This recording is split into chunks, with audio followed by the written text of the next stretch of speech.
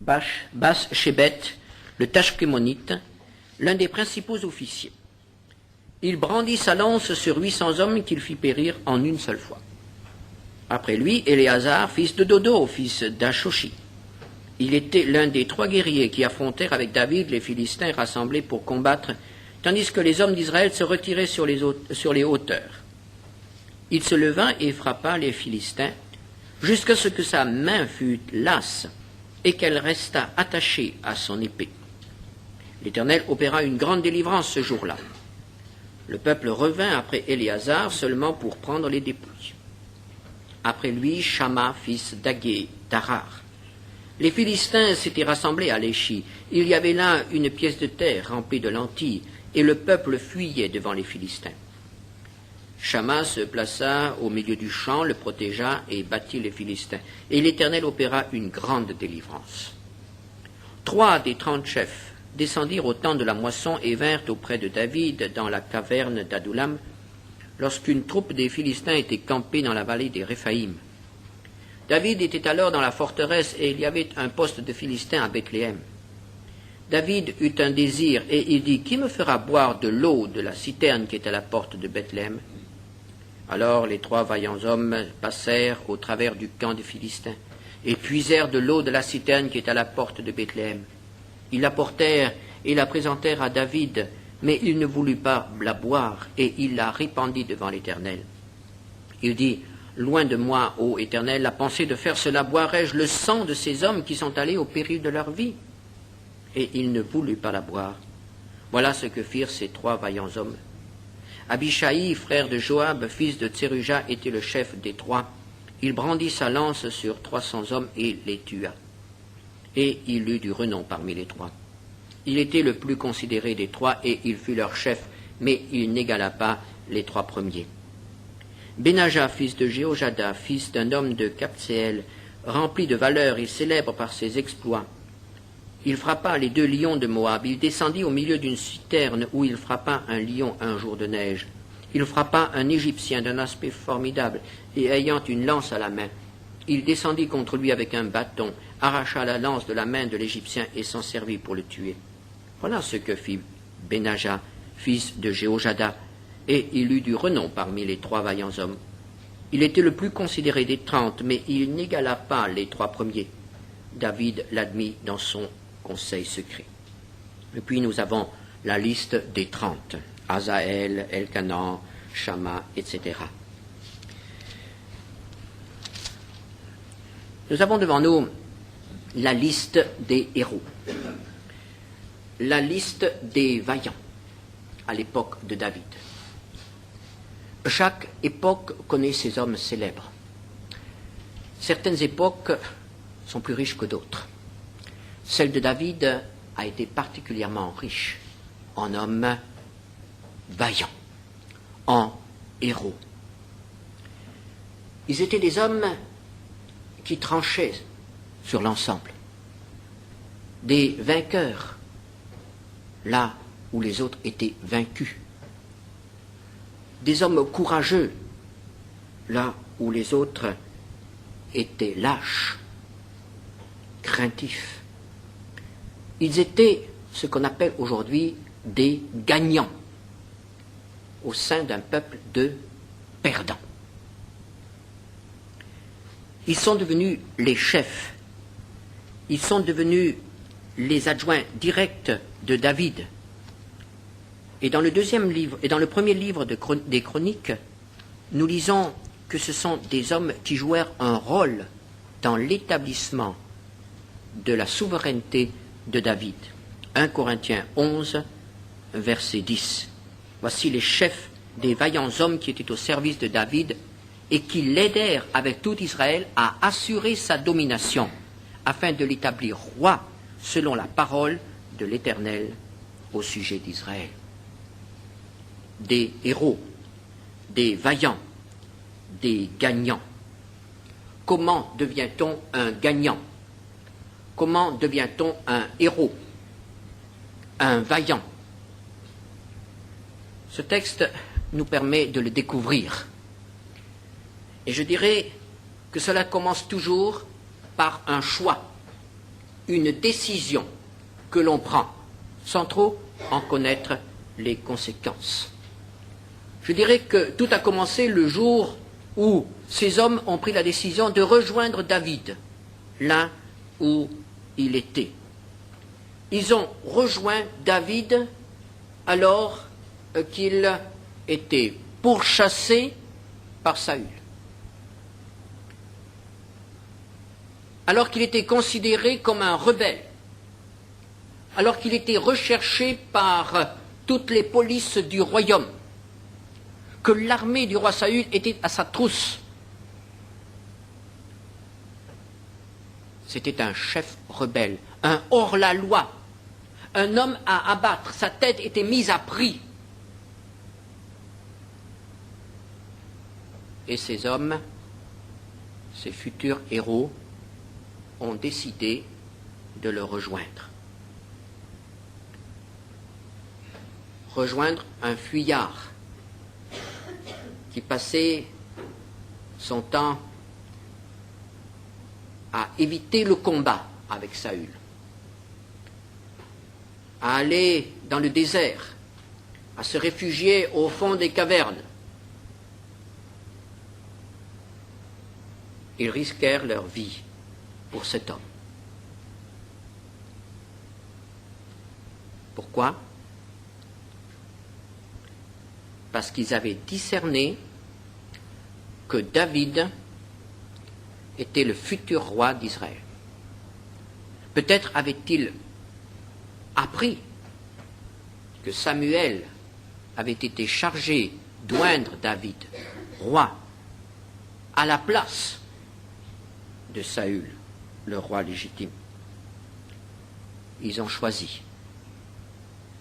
Ils ont vu non pas un chef, non pas un fuyard, un chef rebelle, non pas un fuyard, non pas un perdant, un homme mis à l'écart, mais celui qui était l'avenir d'Israël. Celui qui était avec Dieu. Et ils ont choisi. Au lieu de s'enrôler au service de Saül, ils ont offert ces services à David. Un choix.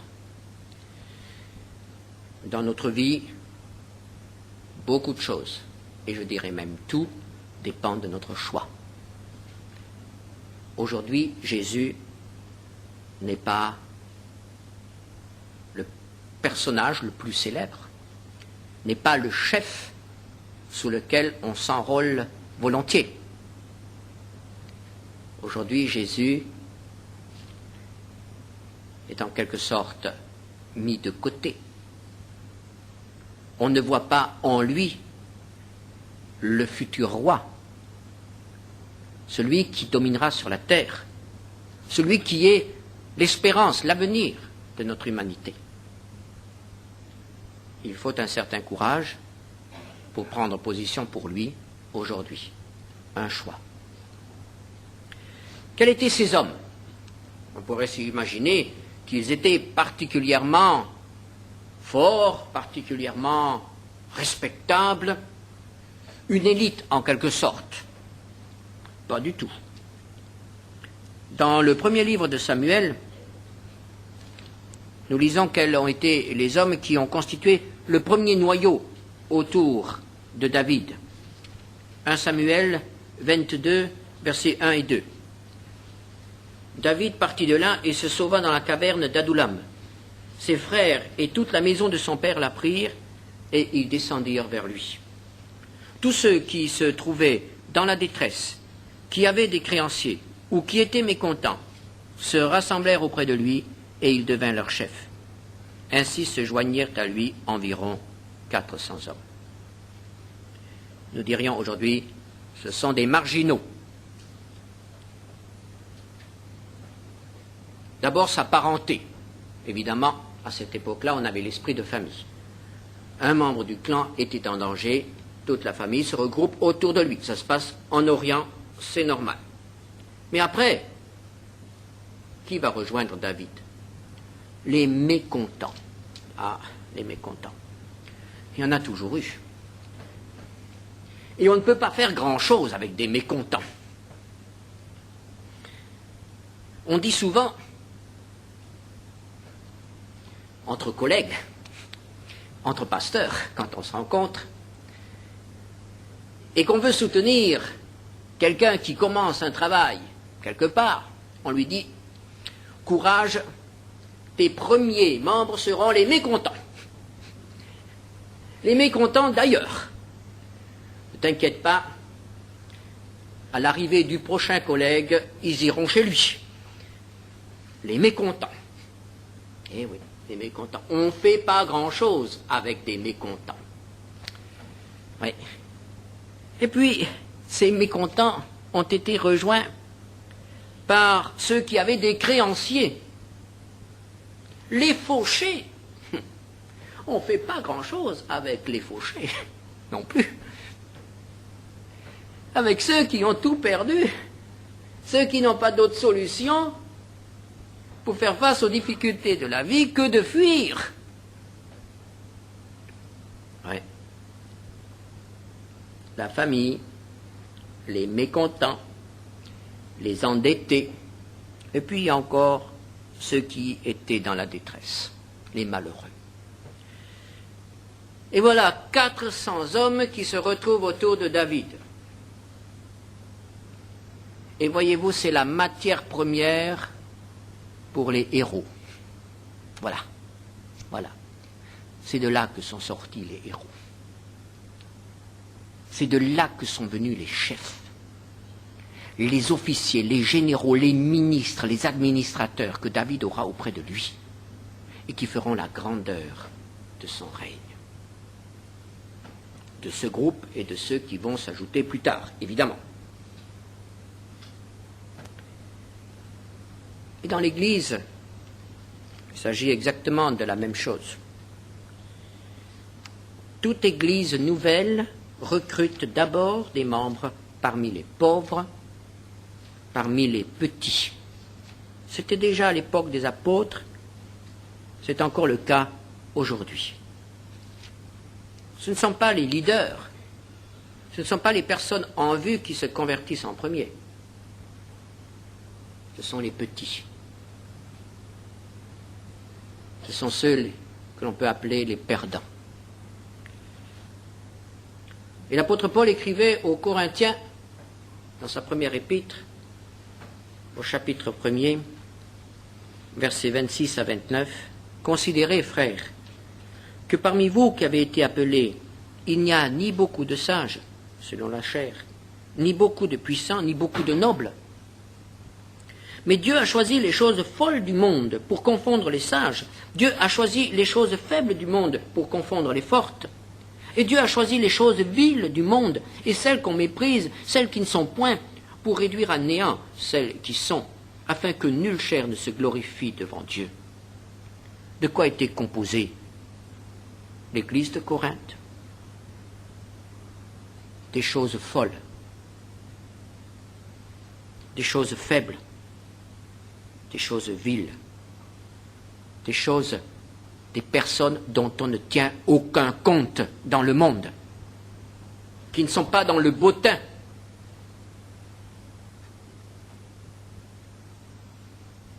qui sont des inconnus.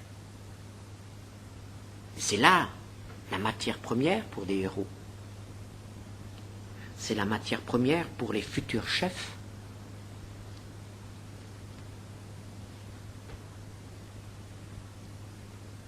Ces hommes, ces marginaux, sont devenus des chefs parce qu'un jour ils ont pris la décision de rejoindre David.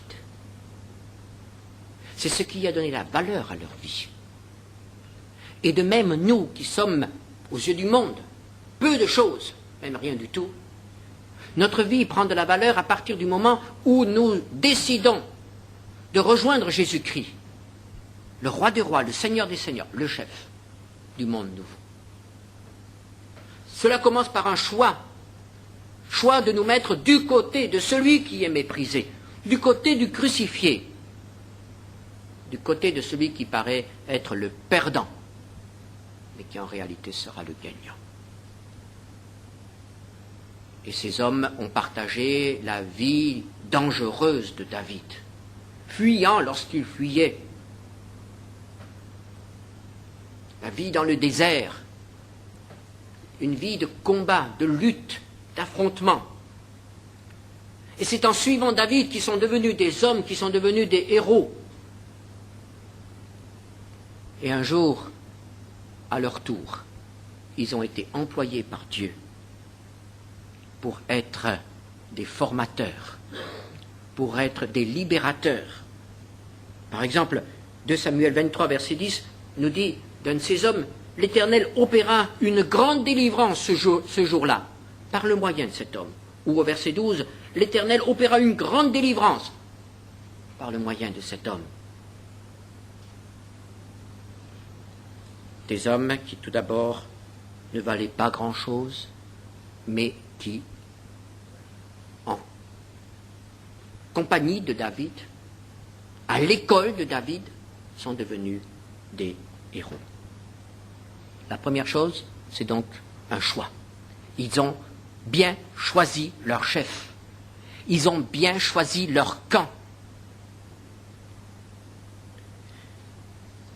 La deuxième chose qui fait la différence, c'est la vision. Leur manière de voir les choses.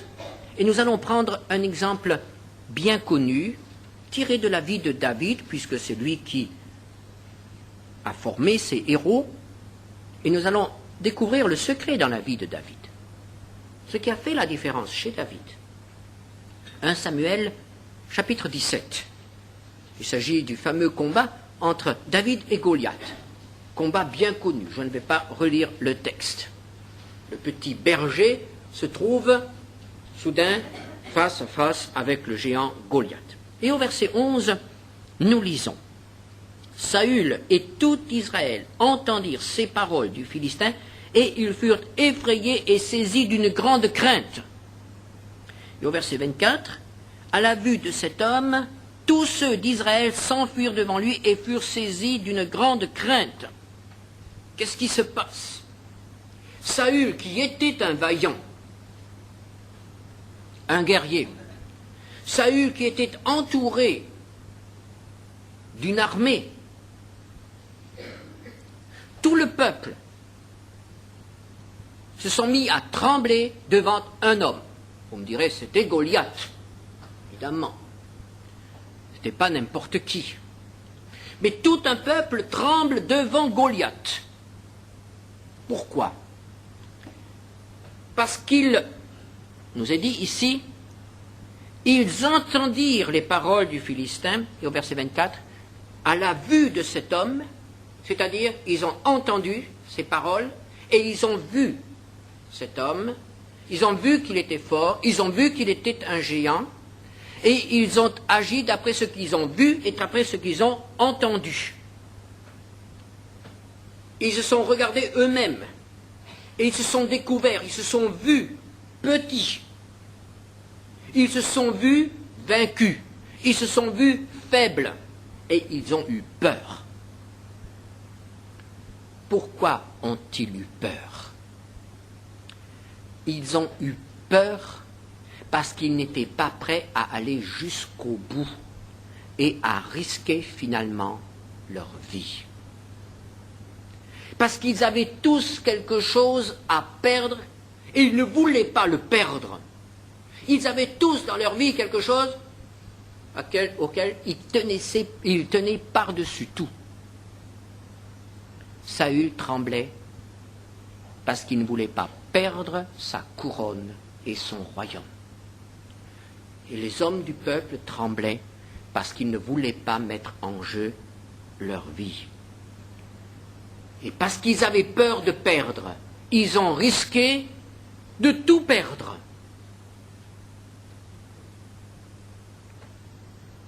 La peur vient lorsque nous avons peur de perdre quelque chose auquel nous tenons par-dessus tout. Et quand on veut absolument sauver quelque chose, on devient lâche. On est prêt à faire des compromis. on est prêt à devenir serviteur. Israël était prêt à devenir tributaire des Philistins parce qu'ils avaient peur pour garder le peu de choses qu'ils avaient. Et nous rejoignons là la parole du Seigneur Jésus, qui nous dit que ce n'est pas ainsi que nous pouvons le servir. Luc 9, versets 23 à 26, où nous lisons: Il dit à tous, si quelqu'un veut venir après moi, qu'il renonce à lui-même, qu'il se charge chaque jour de sa croix et qu'il me suive, car celui qui voudra sauver sa vie la perdra. Mais celui qui la perdra à cause de moi la sauvera. Et que servirait-il à un homme de gagner tout le monde s'il se détruisait ou se perdait lui-même? Car quiconque aura honte de moi et de mes paroles, le Fils de l'homme aura honte de lui quand il viendra dans sa gloire et dans celle du Père et de ses saints anges. La peur de perdre fait de nous des perdants. David, par contre, n'a pas eu peur de perdre. David, son attitude a été tout à fait différente parce qu'il a vu les choses autrement. Tous ceux qui étaient autour de lui, Saül et le peuple, voyaient la force de Goliath et entendaient ses insultes. David a vu autre chose. Il a entendu autre chose. 1 Samuel 17, verset 26. David dit aux hommes qui se trouvaient près de lui, « Que fera-t-on à celui qui tuera ce Philistin et qui ôtera l'opprobre de dessus Israël? Qui est donc ce Philistin, cet incirconcis, pour insulter l'armée du Dieu vivant? » Qu'est-ce que David a vu que le peuple n'avait pas vu? David a vu que Goliath s'attaquait au peuple de Dieu, à Dieu lui-même. Voilà ce que David a vu. David a vu que Goliath s'attaquait à plus fort que lui. David a vu que Goliath jetait l'opprobre sur le peuple choisi par Dieu. Et c'est pourquoi il peut dire au verset 46 et 47, « Aujourd'hui, l'Éternel te livrera entre mes mains, je t'abattrai et je te couperai la tête. Aujourd'hui, je donnerai les cadavres du camp des Philistins aux oiseaux du ciel et aux animaux de la terre, et toute la terre saura qu'Israël a un Dieu. Et toute cette multitude saura que ce n'est ni par l'épée ni par la lance que l'Éternel sauve, car la victoire appartient à l'Éternel. Et il vous livre entre nos mains. » Voilà un autre discours. Et ce discours découle d'une vision. David a vu que cet homme s'attaquait à Dieu et qu'il était perdu d'avance. Et David a combattu non pas pour sauver sa vie, mais pour la gloire et l'honneur de Dieu, afin qu'Israël sache que Dieu est un libérateur, afin que les nations sachent que le Dieu d'Israël est le Tout-Puissant. Il a combattu pour la gloire de Dieu. Et c'est pourquoi il a relevé le défi et il s'est engagé totalement, parce qu'il a compris que la gloire de Dieu était en jeu dans cette affaire. Il a tout risqué et il a tout gagné. Il a gagné son combat, il a sauvé sa vie, évidemment, il est devenu un héros, on peut dire qu'il a aussi eu son royaume, et nous parlons encore de ce combat aujourd'hui. Il a tout gagné parce qu'il avait eu la bonne vision. Les héros qui se sont réunis autour de lui, qui ont été à son école, ont été animés par le même esprit. Et nous, dans l'Église, il n'y a pas d'autre moyen. Je ne dirai pas de devenir un héros. Nous n'avons pas l'ambition d'être des héros, n'est-ce pas? Mais Dieu cherche des vainqueurs. Dieu cherche des hommes et des femmes qu'il peut employer pour la délivrance des autres. Des hommes et des femmes qui sont prêts à relever les défis. Des hommes et des femmes qui sont des vainqueurs. Dans l'Apocalypse, nous lisons que Dieu décernera une récompense aux vainqueurs. Il y a un avenir, il y a une gloire pour les vainqueurs. Et Dieu fera aussi la différence dans l'Église entre les perdants et les vainqueurs. Et ce n'est pas une gloire pour Dieu lorsque nous sommes perdants devant Satan et devant le monde. Lorsque nous sommes écrasés, lorsque nous sommes vaincus, lorsque nous tombons au moment de la tentation. Ça, ce n'est pas une gloire pour Dieu. Et Dieu fera la différence entre ceux qui savent résister, ceux qui savent remporter la victoire, et ceux qui tombent à chaque coup. Il fera la différence, et nous le savons. C'est la raison pour laquelle il faut que nous nous préoccupions de remporter la victoire. Il faut que nous nous préoccupions de devenir des gagnants. Est-ce que nous voulons devenir des vainqueurs? Alors, nous allons reprendre notre texte. Nous allons reprendre notre texte dans 2 Samuel 23.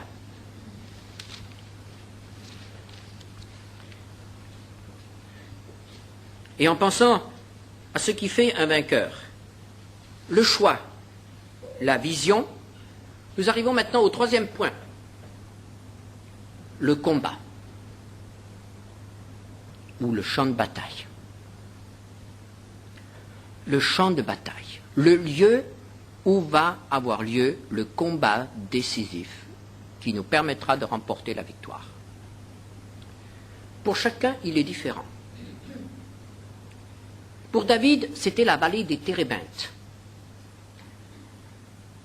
L'ennemi, c'était un géant, c'était Goliath. Je dirais que c'est le géant de l'orgueil, de l'arrogance des adversaires de Dieu, qui, parce qu'ils sont forts, parce qu'ils sont armés, parce qu'ils ont été invaincus jusqu'à présent, osent insulter le peuple de Dieu et Dieu lui-même. Le géant de l'arrogance de l'adversaire, de Satan, du monde, des hommes. C'est Goliath, dans la vallée des Térébintes, pour le petit David. Pour Shamma, au verset 11, ça sera un autre champ de bataille. Shamma, les Philistins s'étaient rassemblés à Léchi. Il y avait là une pièce de terre remplie de lentilles, et le peuple fuyait devant les Philistins. Shamma se plaça au milieu du champ, le protégea et battit les Philistins. Et l'Éternel opéra une grande délivrance. Le champ de bataille pour Shamma, c'est un lopin de terre avec des lentilles, un champ de lentilles. Et nous pouvons nous imaginer la scène. Il est là, à découvert, dans un champ de lentilles. Et le peuple fuit, parce qu'il estime que c'est une position qu'on ne peut pas défendre. Ce n'est pas une forteresse, ce n'est pas une citadelle, ce n'est pas un piton. Il n'y a rien pour protéger Shamma. Il est au milieu d'un champ de lentilles, et tous fuient, il reste seul. Mais Shamma découvre l'importance stratégique de cet endroit. Nous ne savons pas où ça s'est passé. C'est près de Léchi, là où Samson avait aussi déjà combattu. Et il se tient dans ce champ de lentilles. Et il dit, je resterai là et je ne bougerai pas. Et c'est parce qu'il a décidé de ne pas céder un pouce du terrain de son peuple à l'adversaire, parce qu'il a décidé de rester sur cette position et de la défendre au péril de sa vie. C'est la raison pour laquelle il a battu les adversaires. Parce qu'il a décidé de rester seul alors que les autres fuyaient. Un champ de lentilles, une position stratégique. Dans l'Église aujourd'hui, nous devons reconnaître qu'on lâche facilement du terrain. Combien de choses ont changé depuis que, il n'y a pas tellement longtemps, j'ai rencontré le Seigneur. Combien de positions ont été abandonnées. Des choses qui, autrefois, ne seraient jamais arrivées dans une église, peuvent arriver aujourd'hui et deviennent fréquentes. On lâche du terrain. Le monde conquiert toujours davantage de place dans l'Église. Ça progresse. Et le peuple fuit, abandonne, parce qu'on a peur de perdre des choses qui nous semblent essentielles. Et parce qu'on ne voit pas qu'à force de reculer, qu'à force de céder du terrain, finalement, on va tous devenir des esclaves.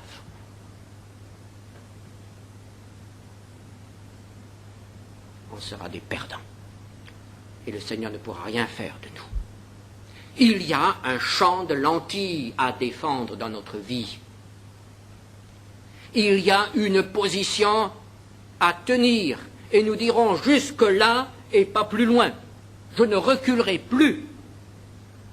À chacun de nous de déterminer quel est son champ de lentilles vis-à-vis du péché dans notre vie, des concessions, des droits que le monde veut nous imposer de plus en plus.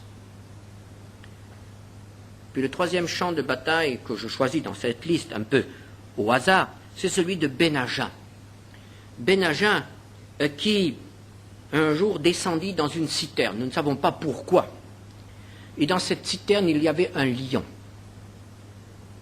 Et les choses se compliquaient encore parce que c'était un jour de neige. Et je suppose que ces orientaux n'aiment pas trop le froid. Et peut-être aussi que le sol de la citerne, étant enneigé, était glissant. Donc un homme qui se trouve dans un espace très restreint face à un lion. Pourquoi devait-il tuer le lion dans cette citerne? Nous n'en savons rien, absolument rien. C'était les lions de Moab, d'un ennemi. Mais il a eu le courage d'affronter ce lion. Et Dieu lui a donné la victoire. Et Dieu a opéré une délivrance par lui ce jour-là. Parce qu'un ennemi était vaincu. Le lion, nous savons, la Bible compare souvent Satan à un lion rugissant qui rôde autour de nous et qui nous met constamment en danger. Mais il est dit aussi, résistez au diable et il fuira loin de vous. Résistez au lion et il sera vaincu. Les conditions ne sont peut-être pas favorables. Nous n'avons pas l'espace qu'il faut. Une citerne, c'est étroit. Peut-être que le sol est glissant. Peut-être que les conditions ne sont pas du tout favorables. Mais c'est peut-être aujourd'hui qu'il faut descendre dans la citerne. C'est peut-être aujourd'hui qu'il faut résister au lion. Et c'est peut-être aujourd'hui que le Seigneur donnera la victoire. Est-ce que nous savons reconnaître nos champs de bataille? Est-ce que nous savons reconnaître nos ennemis? Est-ce que nous savons reconnaître ce que nous avons à faire, ce que nous avons à défendre dans notre vie? Nous sommes souvent comme Don Quichotte. Nous nous épuisons dans des combats contre des moulins à vent absolument inutiles. Dans l'Église, on combat encore pour des choses qui n'ont aucune importance aux yeux de Dieu. Alors que l'essentiel se perd, l'essentiel, on ne le voit pas. Vous me direz peut-être, mais je suis seul à voir le danger. Mais c'est justement là ce qui est important. David était seul à croire que Goliath pouvait être vaincu. Shamma était seul à croire que son champ de lentilles pouvait devenir un lieu de victoire. Et Bénaja était seul dans la citerne. Les vainqueurs sont toujours seuls.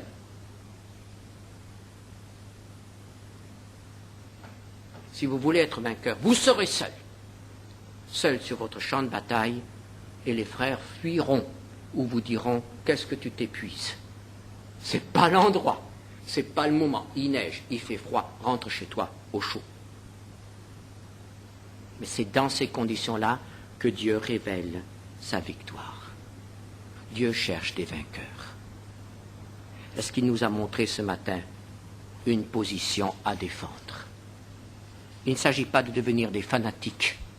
Il s'agit de devenir des ouvriers pour Dieu, des soldats de notre divin David, des vainqueurs.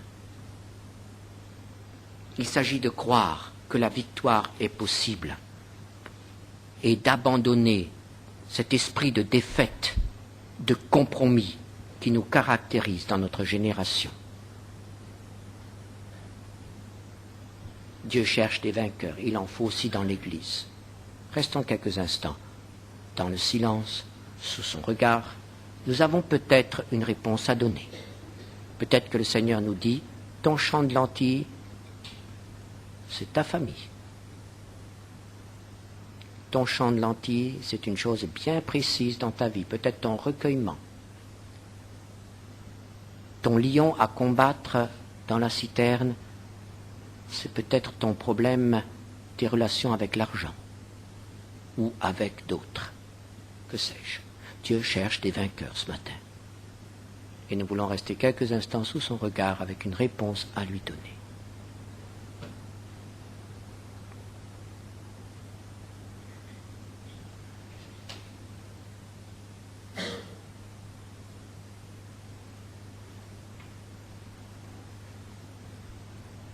Nous te rendons grâce, Seigneur, parce que la victoire est possible. Et nous te demandons pardon parce que s'il y a dans notre vie des chutes répétées dans le même domaine, tu veux nous en délivrer. Seigneur, tu ne veux pas que nous soyons des vaincus. Tu ne veux pas que l'adversaire soit toujours plus fort que nous. Il y a des Goliaths, il y a des lions. Mais tu es plus fort, Seigneur. Que nous soyons préoccupés de ta gloire et non pas de nos intérêts. Nous te demandons pardon, Seigneur, parce que tu sais que nous ne voulons pas lâcher prise dans certains domaines. Il y a des choses que nous voulons préserver à tout prix, et c'est pour cela que nous perdons tout. Merci, Seigneur, d'accorder des délivrances précises dans notre vie ce matin. Amen.